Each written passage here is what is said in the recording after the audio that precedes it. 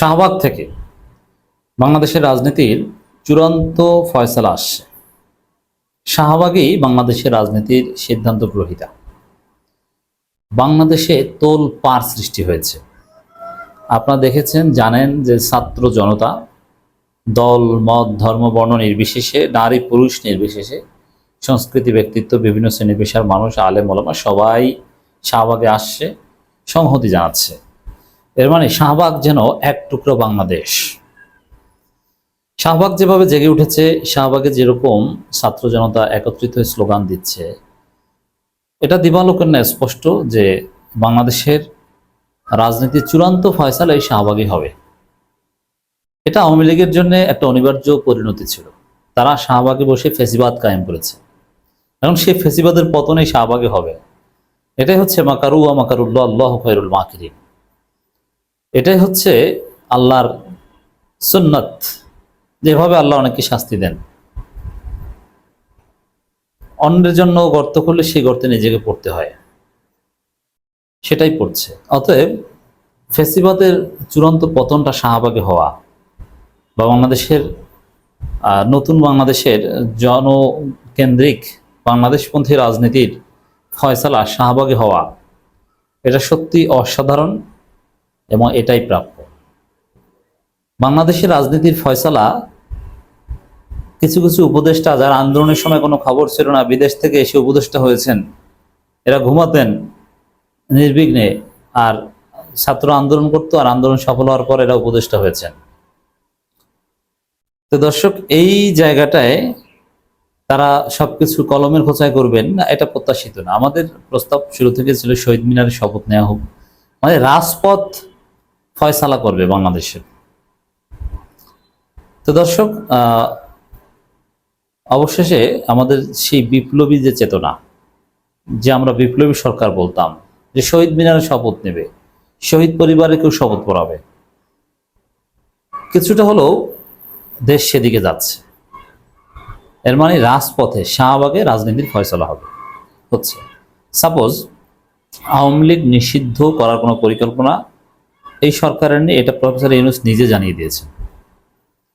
জাতিসংঘের প্রতিবেদন থেকে শুরু করে পৃথিবীর কোনো রাষ্ট্র যাদের সাথে হিউজ বা ডিপ এনগেজমেন্ট আছে প্রফেসর ইউনূসের, তারা কেউই আওয়ামী লীগ নিষিদ্ধ চায় না। প্রফেসর ইউনূস আন্তর্জাতিকতাবাদে বিশ্বাসী, ইন্টারন্যাশনাল হিউজ মানে সিগনিফিকেন্টলি এনগেজ, তাদের বাদ দিয়ে তার পক্ষে কাজ করা কঠিন। এইসব কারণে আওয়ামী লীগ নিষিদ্ধ করতে চায় না সরকার, এটা বলেছে তারা। কিন্তু তারপরও এখন সরকার ভাবছে, আসিফ নজরুল বলছে আওয়ামী লীগ নিষিদ্ধের সম্ভাবনা রয়েছে, আমরা খুঁজছি, দ্রুতই করবো, নানান কথাবার্তা বলা শুরু হয়েছে। যদিও ছাত্ররা যেভাবে চায় ওইভাবে এখন পর্যন্ত পুরোপুরি বলা হয়নি। অলরেডি স্বেচ্ছাসেবক লীগ কিংবা যুবলীগ নিষিদ্ধের প্রক্রিয়া শুরু হয়ে গিয়েছে। তো দর্শক, সরকার যেটা চায়নি, যেটা করবে না বলে সিদ্ধান্ত নিয়েছে, এখন সেগুলো করার সিদ্ধান্ত নিতে হচ্ছে। মানে বাংলাদেশে কি ঘটবে, কি চলবে, আওয়ামী লীগ থাকবে কি থাকবে না, শুধু এটা না, নির্বাচন কবে হবে, সংস্কার করবে কি করবে না, এই অন্তর্বর্তী সরকার থাকবে না ট্রানজিশনাল কোনো গভর্নমেন্ট আসবে, জাতীয় সরকার হবে না কি হবে, এমনকি এই সরকারের কোন কোন উপদেষ্টাকে লাচ্ছি দিয়ে বের করে দেওয়া দরকার, এরকম অনেক কিছুর ফয়সালা হবে শাহবাগে। শাহবাগ কিন্তু এই দু একদিনের জন্য না, আপনারা মনে রাখবেন দর্শক, আওয়ামী লীগ নিষিদ্ধ হলে শাহবাগ শেষ না। এই গণতান্ত্রিক যে শাহবাগ কায়েম হচ্ছে, এটা চুপ্পুকে সরাবে এই শাহবাগ, এরপরে কিছু উপদেষ্টাকে সরাবে। অতএব এই শাহবাগ অনেক দূর যাবে। রাজনীতির ফয়সালা, এমনকি জুলাই সনদ কবে আসবে বা প্রোক্লামেশন, এগুলো দেখবেন যে এই শাহবাগ থেকে ফয়সালা হবে। এর মানে বাংলাদেশের রাজনীতির চূড়ান্ত ফয়সালা শাহবাগে হতে যাচ্ছে। ঘটনা অলরেডি ঘটে যাচ্ছে দর্শক, শুরু হয়ে গেছে ঘটনা। সরকার নড়েচড়ে বসেছে এবং সরকার দেখছে যে এদের সাথে আলোচনা করেই করতে হবে। একটু চালাকি করেছিল, বৈঠক করে সেট আপ দিয়েছিল, কিন্তু সব সেট আপ শাহবাগ ভেঙে দিয়েছে। রিফান্ড আওয়ামী লীগের জন্য আব্দুল হামিদকে সিস্টেমে নিয়ে যাওয়া হয়েছে, কিন্তু সব শাহবাগ খেয়ে দিয়েছে। এই শাহবাগের কারণে, শাহবাগটা এর আগে ছিল যমুনার সামনে, মানে ছাত্র জনতার উপস্থিতি, রাজপথে বসে পড়া, এটার কারণে কিন্তু রিফাইন্ড আওয়ামী লীগের প্রস্তাবিত সাধারণ সম্পাদক আইবিকে গ্রেপ্তার করতে হয়েছে, গ্রেপ্তার করেছে। তার মানে এগুলো সব শেষ।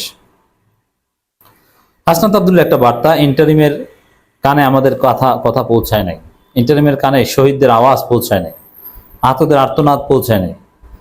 আমরা এখান থেকে এখন গিয়ে শাহবাগ অবরোধ করব, মানে অবরোধ করার আগের কথা, যতক্ষণ না আওয়ামী লীগ নিষিদ্ধ করে প্রজ্ঞাপন জারি না করে আমরা জায়গা ছাড়বো না। এবং এখান থেকেই বাংলাদেশের দ্বিতীয় গণঅভ্যুত্থান পর্ব শুরু হবে। এর মানে এই যে দ্বিতীয় গণঅভ্যুত্থান পর্ব, যেটা আমি কিছুদিন আগে বলেছি, বাংলাদেশে আর একটা বিপ্লব বা একটা অভ্যুত্থান লাগবে, সেটা হবে শান্তিপূর্ণ। যেমন দেখেন, হাসিনার আমলে আমাদের ছেলেদের বা যারা শাহবাগে যায় বা যারা আন্দোলন করতো তাদের উপর টিয়ার শেল মারা হতো, গুলি মারা হতো। আর এখন সিটি কর্পোরেশন ঠান্ডা পানি দেয়।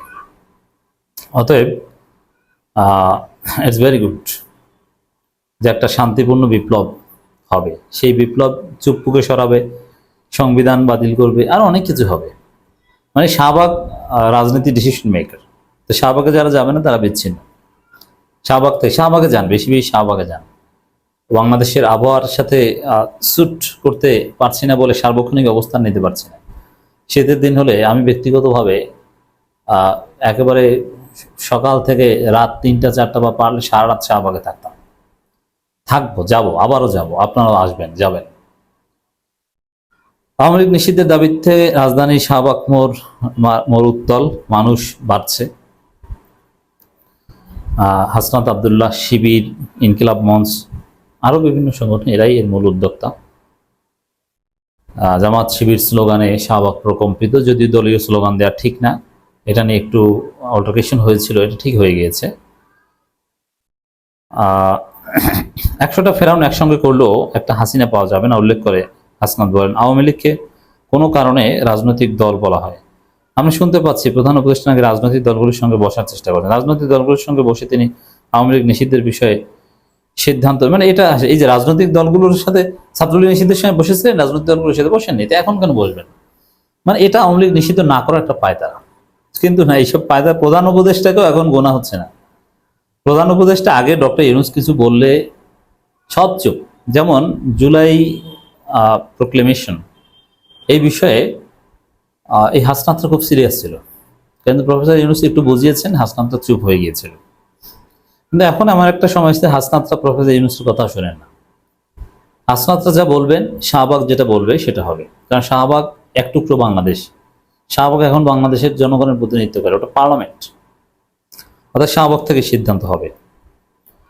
আওয়ামী লীগের মানবাধিকার বা রাজনৈতিক অধিকার নিয়ে কথা বলা, এরা মানুষ হলে তো মানবাধিকার, এরা রাজনৈতিক দল হলে সে রাজনৈতিক অধিকার, এরা তো কোনো দল, এত মাফিয়া গোষ্ঠী, একটা টপ টু বটম একটা ক্রিমিনাল অর্গানাইজেশন। তো দর্শক, আমাদের এই কর্মসূচির ব্যক্তি অনেকদিন হতে পারে, এটা সার্জিস আলম বলেছেন। মানে এই শাহবাগ থেকে রাজনীতি ফয়সালা হবে, এবং এই শাহবাগ অবস্থানের ফলে সমাধান না হলে মার্চ টু ঢাকা করা হবে, ঢাকায় মার্চ করা হবে, এই কথা জানিয়েছেন নাহিদ ইসলাম। তো দর্শক, স্পষ্ট যে এভাবে বসে পড়লে হোক আর যেভাবে হোক, এই শাহবাগ কেন্দ্রিক যে পার্লামেন্ট গড়ে উঠছে, সর্বদলীয় ফ্যাসিবাদ বিরোধী যে পার্লামেন্ট, এখান থেকেই বাংলাদেশের আগামী দিনের রাজনীতির চূড়ান্ত ফয়সালা হবে।